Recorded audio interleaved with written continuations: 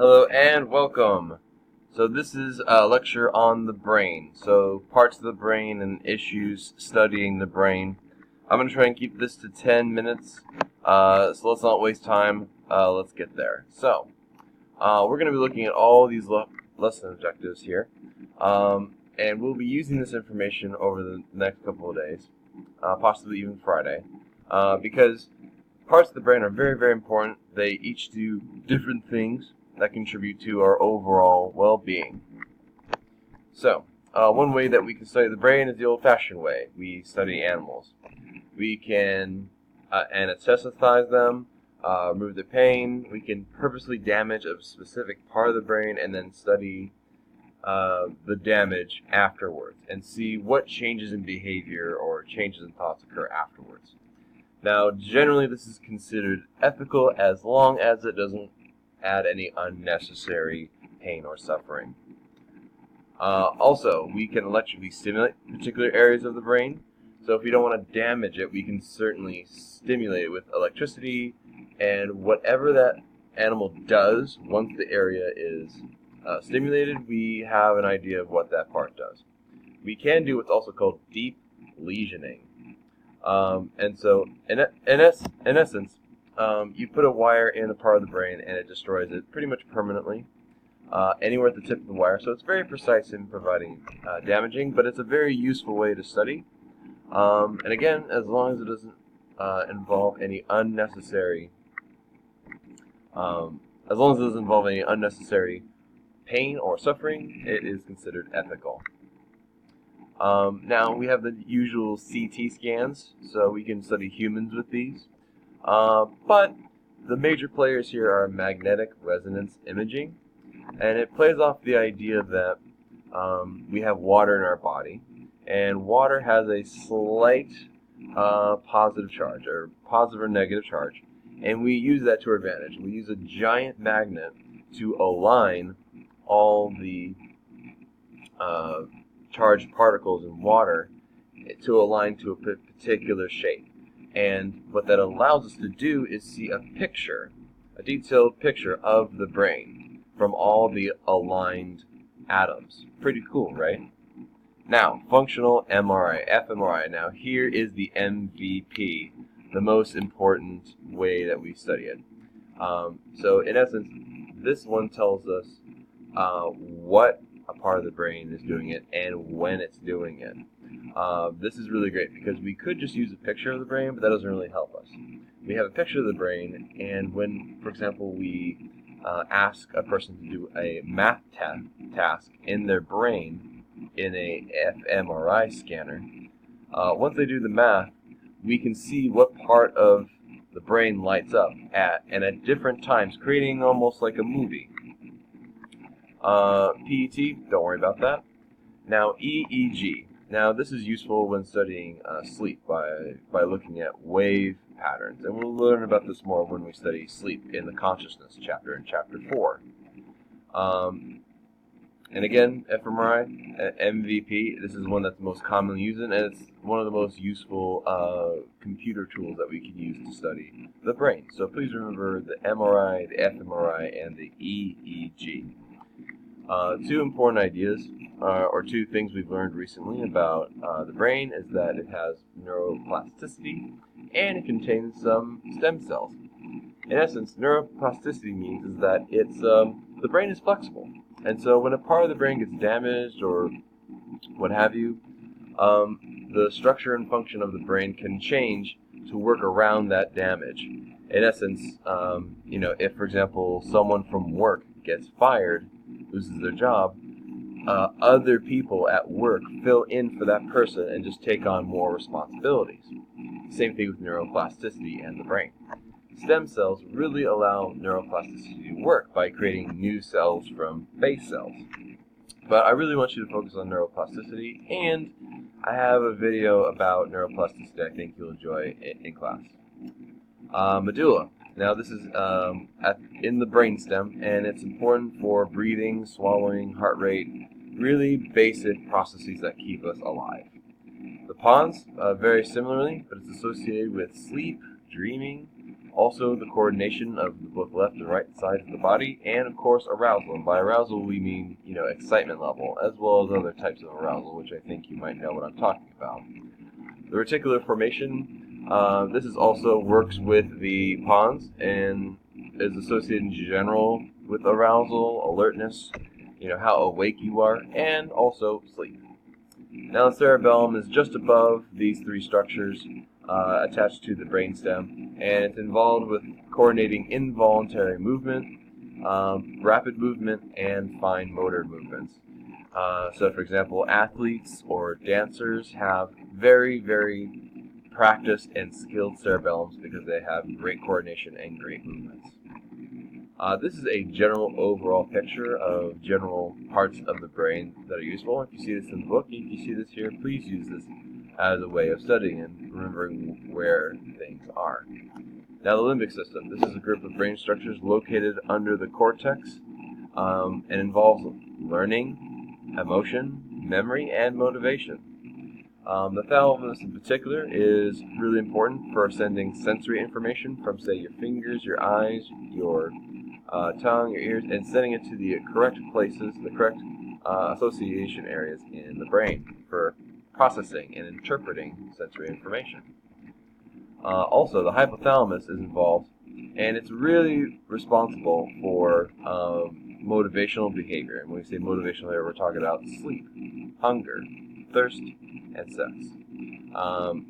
And now, homeostasis. Now, this isn't really a part of the brain, but one of the chief goals of the limbic system is to maintain homeostasis. And again, this means the tendency of the body to maintain a steady state. Now, homeostasis is the reason why we sleep, get hungry, get thirsty, and want to have sex. Our body wants us to be in a nice, steady, balanced state. What that means is we don't want to be too hungry or have too much food. We don't want too much sleep or too little sleep. We don't want too much water or too little water. And so the limbic system is motivated to correct problems. For example, high blood sugar. It's going to tell the body to lower the blood sugar somehow. Or if blood sugar is too low in the blood, it's going to send a signal to your brain to create a hormone that will stimulate hunger. Also, is the hippocampus and the amygdala. These are star players, and I do want you to remember these. Hippocampus is involved in the storage of memories, and this is very crucial. Hippocampus transforms short-term memories into long-term memories. Now, without your hippocampus, you cannot make new memories. You keep all your old ones, but you can't make new ones, so it's a very important part of the limbic system. The amygdala. In general, it's associated with processing and experiencing emotion, but in particular, it's responsible for fear responses, being scared, and the memory of fear. So, when you watch a horror movie, your amygdala is just firing off in your brain. And here's some other parts of the limbic system, and again, it's in the center of your brain, above the brainstem, but just below the cerebral cortex. So this is cerebral cortex. Here's the limbic system, and here's the brainstem, and here is the cerebellum. Moving right along to the cortex, like I just mentioned before, it's the one on top and outermost, and processes a lot of higher thought processes and interpretation of sensory input. That is, processing visual information, auditory information from your ear, taste information from your tongue, and so on.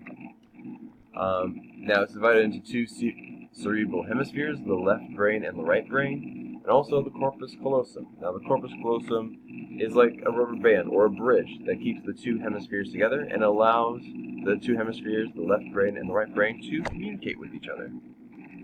Now, the occipital lobe is in the back of the brain, and it's responsible for processing visual information. So when you see something and you're trying to decide if you remember somebody's face or not, it's the back of your brain that's doing it, and that part of the brain is called the occipital lobe. And it contains the primary visual cortex and the visual association cortex. And both of these involve processing visual information and also identifying patterns and also making sense of it. For example, realizing that you're at home or realizing you're at school or finding a pattern where there might not be an obvious pattern. Parietal lobes. So these are involved with touch, taste, temperature, sensations, and in general, it tries to mix your sensory inputs together. The somatosensory cortex is responsible for processing information from the skin, touch, temperature, body position, and possibly taste. And in general, the parietal lobe helps you experience the world in a very uniform, singular way. So instead of experiencing all your senses separately, in order, they try to combine all your sensory input into one experience so that it all makes more sense. And you can respond to your environment much more easily. The temporal lobes, on the temples of your head, they're next to both your ears. So you have a temporal lobe on both your left and your right head next to your ears. And it's used to process auditory information, that is, hearing, and also making meaningful speech, and also interpreting important speech. Now, the frontal lobes, it's in the front, near the front of your skull, near your forehead, and this is important because this is where higher mental functions go. This is where decision-making happens. This is where impulse control happens. Many of the things that make us human and separate from other animals, this is where it goes on. And the motor cortex is just in the back end of the frontal cortex, and this is the part of the brain that controls your muscles voluntarily. Voluntary control of muscles, like snapping and whistling. And here's a little map of all the frontal lobes. So 4 major lobes: the frontal, the parietal, the occipital, and the temporal. So please know those. Here we have a quick little image of both the motor cortex and the somatosensory cortex. So again, somatosensory cortex is on the right, is involved with taking in information from the senses. And so as you can see here, parts that are very large here means that there are a lot of neurons that are devoted to, say, lips, the face, the nose, the eye, getting information from these areas. And parts where it's really, really small, that means there's less neurons and there's a less sensitivity. For example, here are the genitals. On this side is the motor cortex. So this is the part of the brain that controls your behavior. So for example, when you talk or when you show that you're shocked, like this guy, oh my god, OMG. Jaw comes open, the lips move, the face looks shocked, the eyes and the brows go up. This is all controlled.